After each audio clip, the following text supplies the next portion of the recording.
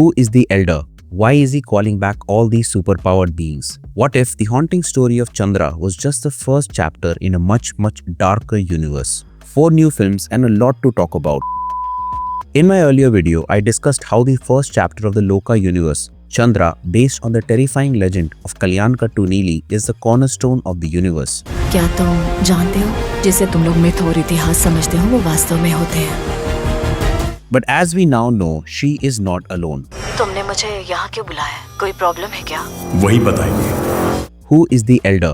Why is he calling back all these superpowered beings? Who is Kathanar? Why did he exorcise Chandra? And what is the end game of the Lokah universe? 4 new films and a lot to talk about, and in this video, we are moving past chapter 1 to look at the entire saga as we break down the clues, connect the folklore, and map out the plausible future of the Lokah universe. But before we dive into each film and character, let's gather some context about the two leaders, Moothon and Ishtar, who weren't directly in the first film, but a lot can be learned about their characterization from the opening title sequence. Now, neither of these character names is from traditional Kerala folklore. The word Moothon means elder brother in Malayalam, and in the Lokah universe, he is a shadowy, powerful figure who commands superpowered beings, played by Mammootty. The English subtitles of the movie refer to Moothon as elder, which matches the literal meaning of the word.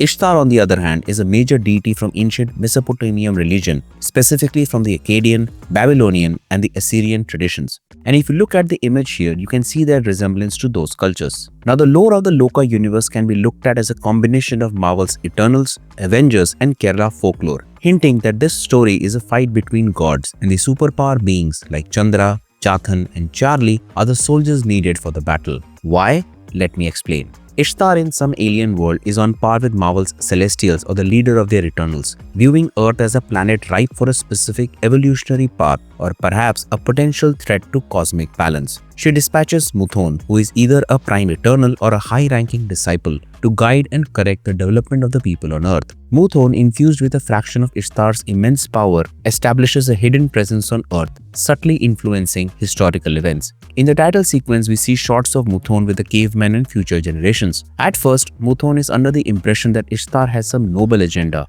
but after a very long time, he realizes Ishtar didn't want Earth to be truly free. Instead, she wanted to keep humans, specifically any super beings, under her control, so they could never become strong enough to be a problem for her, and also be another army that she could use in the event of a celestial war. You can see in this shot where people of Earth are pleading for help from Moothon. Now, this conflict leads to a war between Moothon and Ishtar, which, as we know, Moothon wins and traps Ishtar in a capsule before throwing her deep into the ocean. Centuries later, an accidental discovery by a group of scuba divers leads to the release of Ishtar. Much like Voldemort in Harry Potter, she begins to rebuild her army to regain control of Earth. Hearing of her return, Moothon also begins to gather forces for the coming war. This is where Kathanar comes in. He is a key figure tasked by Moothon to find and exorcise, or in this context, control other super beings so they can be used as allies. The war is foreshadowed by a future shot in the movie's opening sequence, which shows Chandra trapped in a church, the same place where she had earlier killed Nachiyappa in the climax of the first chapter.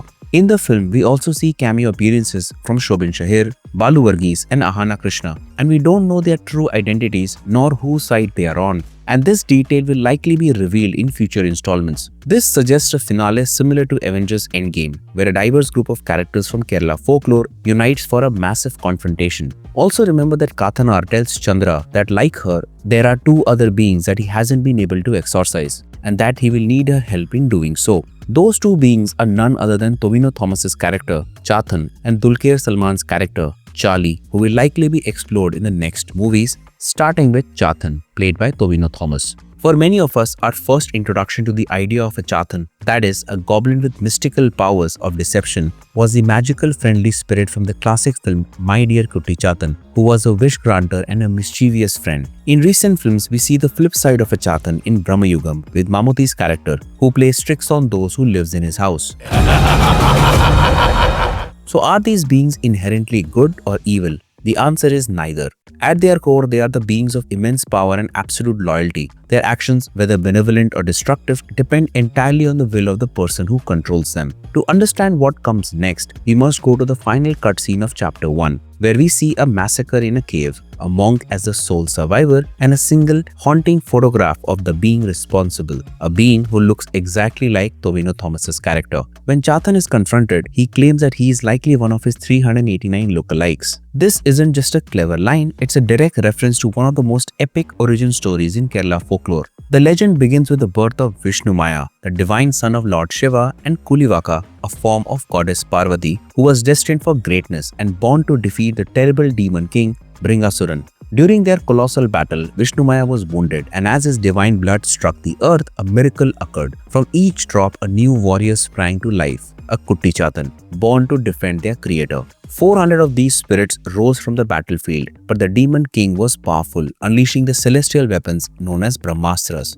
In an act of ultimate loyalty, 10 of the newly born spirits bravely sacrificed themselves. With the help of the remaining 390, Vishnu Maya defeated Bringasuran, and the Kutti Chathans became the eternal protectors of the land. This completely changes our perspective. The Chathans are not inherently evil. They are divine protectors, so why the massacre in the cave? It's difficult to confirm, but in Kerala folklore, there is a mention of a tradition called Chathan Seva, a spiritual ceremony performed to honor Vishnu Maya. A few versions also associate this ritual with dark magic folklore. It is possible that the excavation occurred during a time when such a ritual was ongoing, leading to the massacre. Alternatively, the Chathan in the cave may not have been acting on its own, but was possibly bound to a dark master aligned with the forces of evil, or something else. But this sets up an incredible conflict for the next film. Is Tovino's character now on a mission to free his enslaved brothers? Is he the leader of the 390, fighting to reclaim their heroic legacy? What is the past, present, and future of Tovino's character?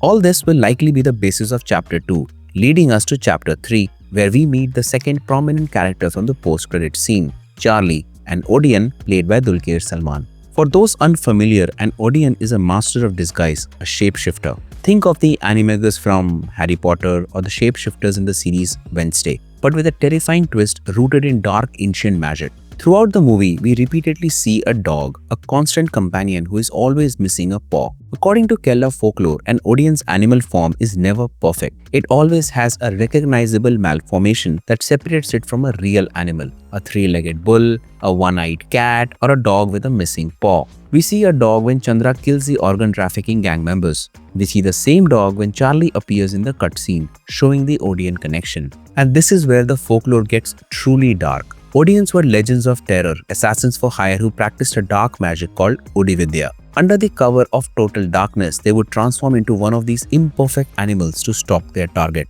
Their goal wasn't a bloody attack, but to frighten their victims into a fatal accident, making the death look natural. These were the perfect supernatural hitmen.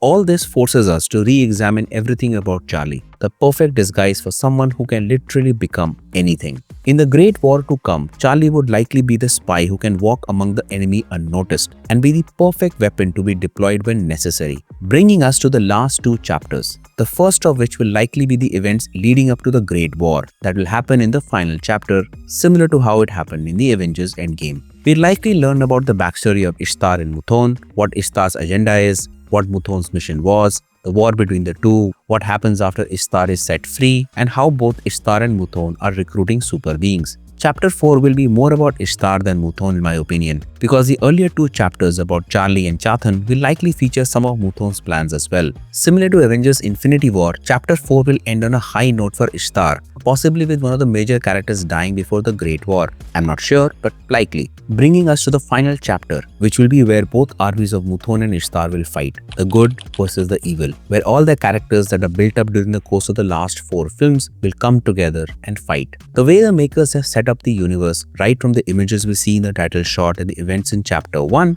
I can only hope that they keep it all grounded and make it more about the substance than the spectacle. What are your opinions and expectations of the Lokah universe? Let me know in the comments below. If you found this video insightful and are interested in watching more, check out our video on the journey of Rajinikanth becoming a superstar right here. Thanks for watching and I'll see you in the next one.